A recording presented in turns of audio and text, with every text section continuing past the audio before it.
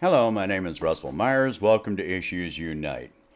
So, this was inspired by a conversation that I had on social media just yesterday, I think. But, one of the narratives being forced by the pandemic is a hoax crowd is claiming that hospitals are empty ghost towns right now. They base this belief on the low number of vehicles in parking lots and lack of lines streaming out the doors of emergency rooms and clinics. No, hospitals are not ghost towns.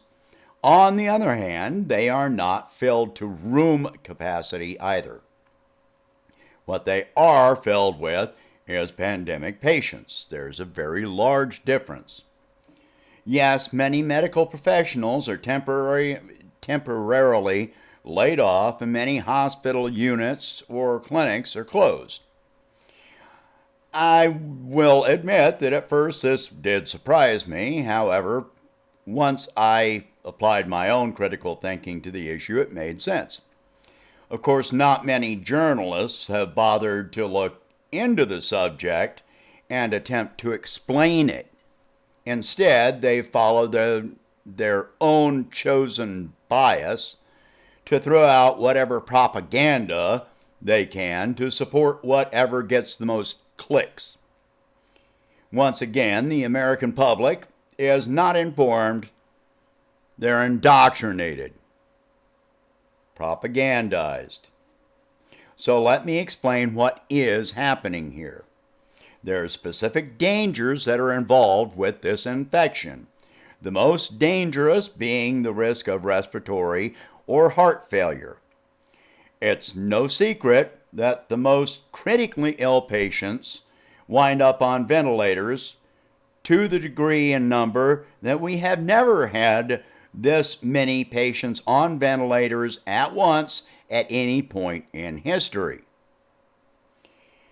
The dangers involved, the treatments and equipment involved are key to understanding some of this, because those treatments and equipment take special resources which are limited in supply. Even if we increase the number of ventilators, a lot of these conditions would still exist. So we all know that ventilators are in a shortage of supply. What many people do not understand is that the machines are not enough.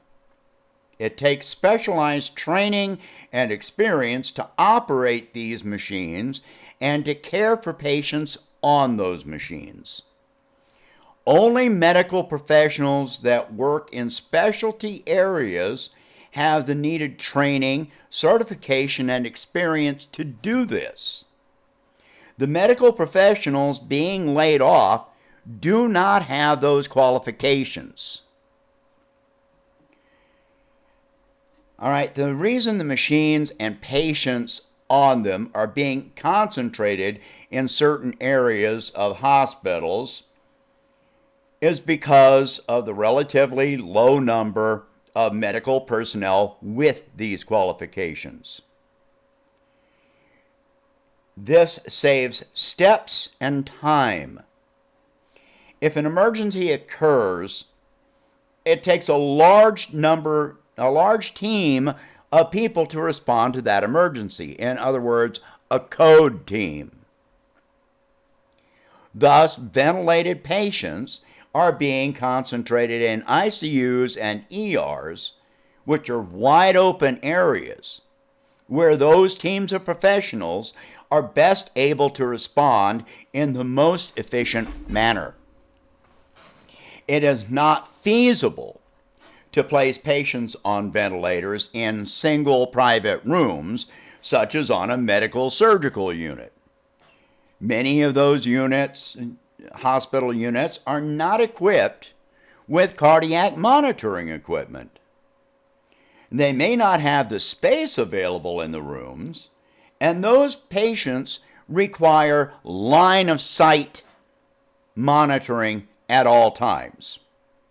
So you would basically have to have a team of people in each individual private room. And that's not even possible. All right, so, I personally had the certifications required for this kind of response for many years. I've taken part in over 300 codes in my career, maybe over 400 by now. I've seen shifts where we responded to 6 codes in one night in the same ER. I've been on a cardiac unit where we had 3 codes occur at the same time with only 2 crash carts. Luckily, it was at change of shift, so we had double the staff to respond to all 3 of them. If it had happened after the previous shift had already departed, then the way it worked out was that all those patients, survived and recovered. But if we had not had the amount of staff, and even then, we had staff coming from intensive care and ER to assist us. If it had happened at another time, at least one of those 3 patients would not have made it. All right, part of the training required is advanced cardiac life support. In other words, ACLS.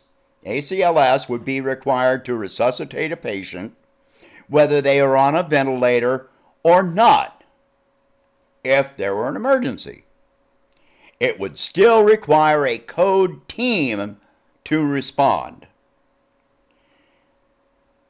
This training is not inexpensive, and it is extremely stressful. Not as bad as when I first took it. Back then, people literally had nervous breakdowns because of this training.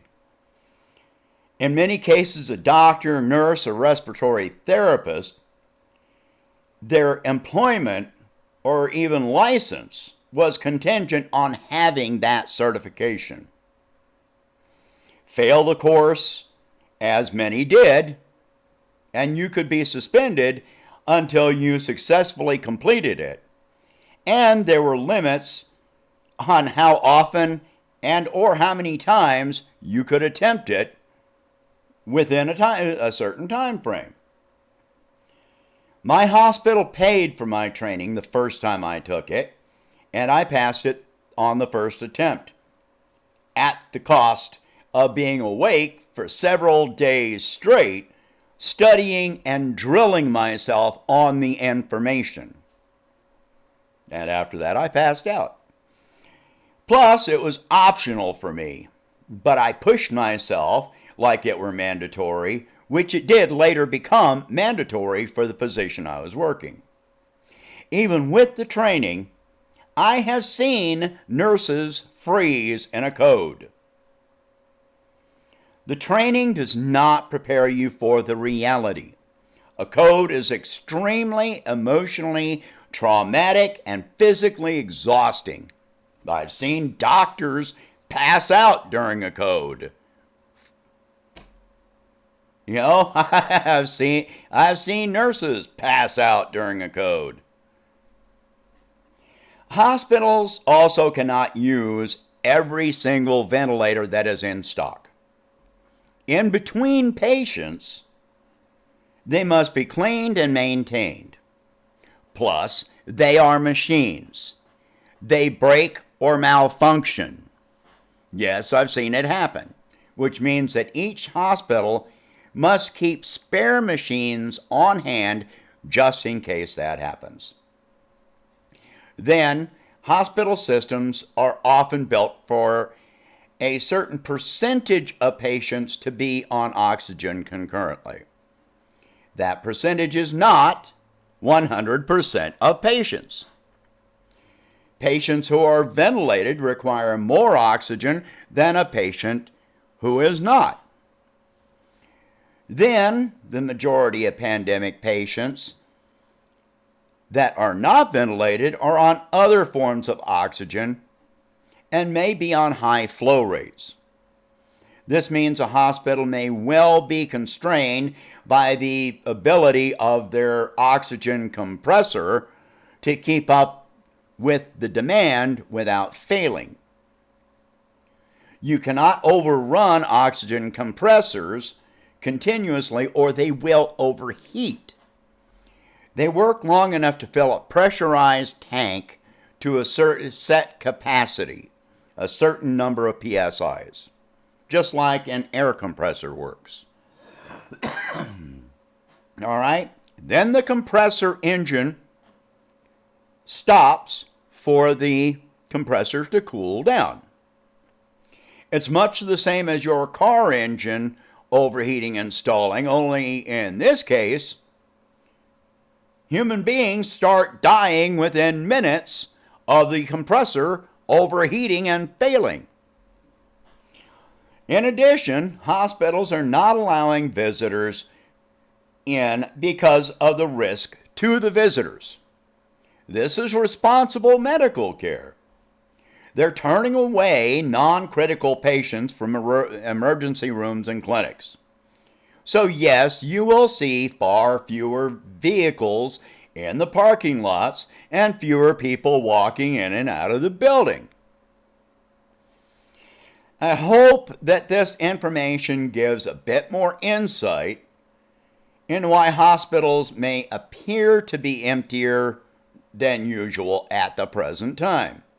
I know it is not going to be enough to settle the argument for the most hard-headed believers that they are being deceived in every way or denied their right to their breast implant surgeries. Once the pandemic is over, there is still going to be a major backlog of elective surgeries, which will take months or years to catch up on. I know many are important, such as knee, hip replacements, spinal surgeries, etc. So, I shouldn't call them elective. I'm just going to call them non-critical surgeries. Because even some cardiac or kidney surgeries, etc., those can be very important surgeries. And they're not elective, but they're not critical either. They're in between. So they're not something that have to be done immediately, emergently, but they need to be done, absolutely. All right. So once the pandemic is over, the most important surgeries are going to take the priority. And then the people that have waited the longest for, elective, what is termed elective surgeries, such as knee replacements and hip replacements, and so forth and so on until they get back to normal. So there are still going to be waiting lists to contend with for quite some period of time. All right, the stress level on medical professionals will decrease and change, but it will still be very much present. So please, when we finally get to that point, don't be abusive to hospital personnel because you've been waiting so long. The situation cannot be helped, and nobody understands that more than the medical personnel involved. The ones who are not working right now are, the ones that are working themselves into early graves. The ones that are not working are contending with decreased incomes from being laid off. Different forms of stress, but it's still stressful to them. In all cases, trust me, none of them are sitting back and laughing at the suffering or denial of care to patients. None of us want that to happen. So, please share this video, discuss these subjects, because this is important. People need to understand these things. All right? The next time you hear somebody saying that all the hospitals are empty, give them a link to this video. Or tell them the information that's included in the video. Anyway, if you can, please donate $1 a month to help expand the channel. And I hope you have a good day.